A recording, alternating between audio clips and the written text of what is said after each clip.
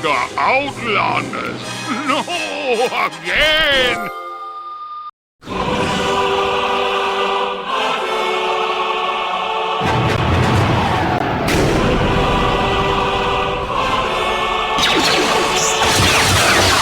It's time to end the negotiations with the Trade Federation once and for all. So, grab your favorite lightsaber, get ready to bring peace and order to the galaxy, and may the Force be with you as we battle through this PS1 classic.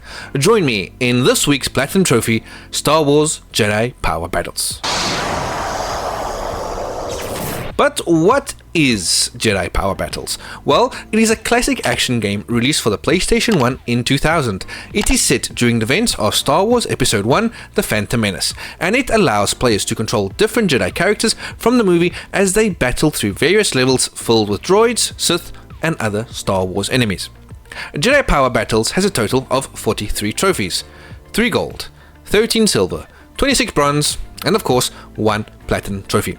There are no collectibles in the game, and at least 2 playthroughs are needed, as you will need to beat the game on Easy and Jedi mode. The majority of the trophies are tied to completing levels, achieving a certain point score for each level, and completing a level with certain characters.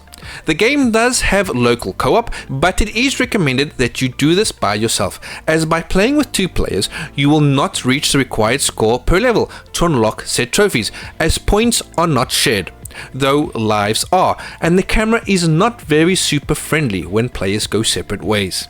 Nothing is missable, as you can revisit any level anytime you wish.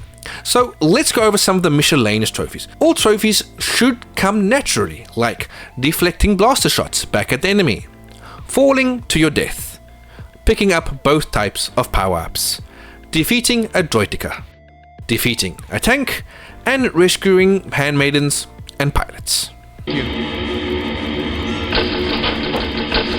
Level 5 Tatooine has 2 level specific trophies. When you get to the Sarlacc pit, the first trophy will require you to jump into it, and for the second trophy you will need to force push an enemy into it. There are only 2 characters that have this ability, Qui-Gon Jinn and Darth Maul, so plan accordingly. You don't have to play the whole campaign as one character.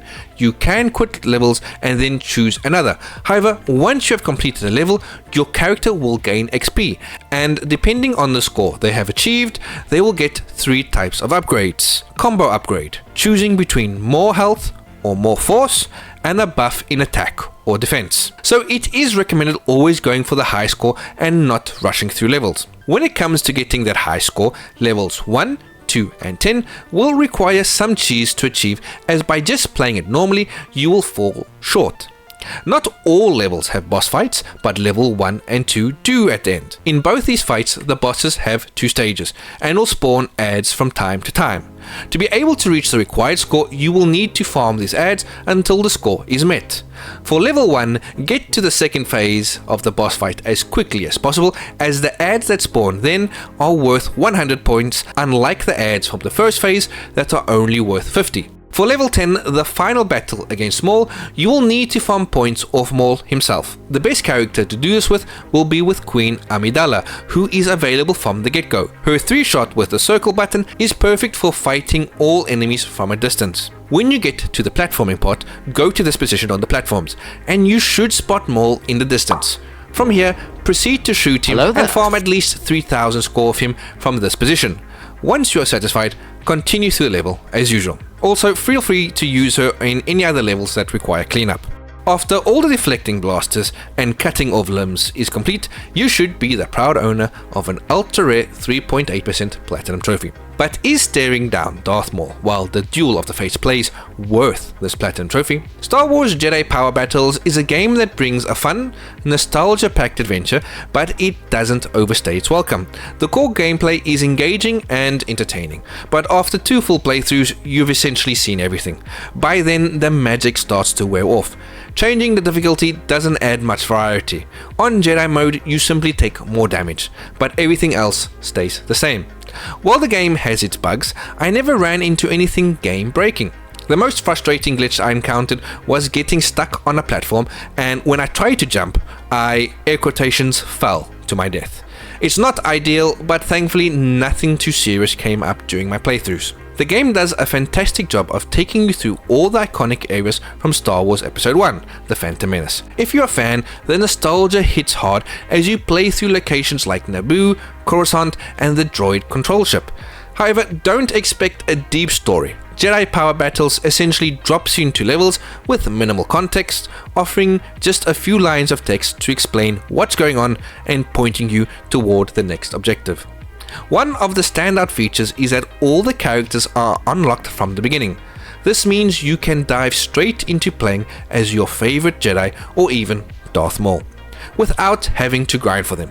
Once you start unlocking combos, the gameplay opens up a bit more and it never gets old deflecting blaster shots straight back at the droids. The platforming is much improved compared to the original PlayStation 1 version, though it still has a few rough edges. It's not perfect, but it is definitely better than before. The trophy list is straightforward and provides a fair challenge, encouraging players to try out different Jedi to experience new playstyles since each character feels unique. Personal preference comes into play here.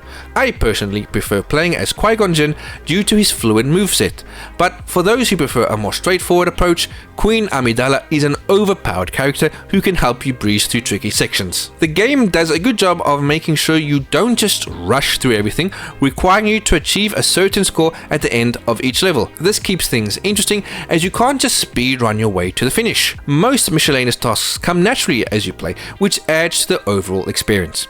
That being said, the price point feels a bit high at €20. I recently platinumed Medieval 2 for half the price, and while Jedi Power Battles is fun, it might be better to wait for a sale before picking it up. All in all, I enjoyed my time with the game, but I recommend holding off on purchasing it full price if you're on the fence. Star Wars Jedi Power Battles Platinum Trophy is a 6 out of 10.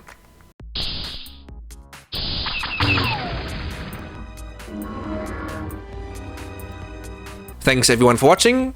I have more videos like this on my channel, so if you haven't already, like, comment, and subscribe. Thanks again for watching, and may the Force be with you, young Padawan. PTR out.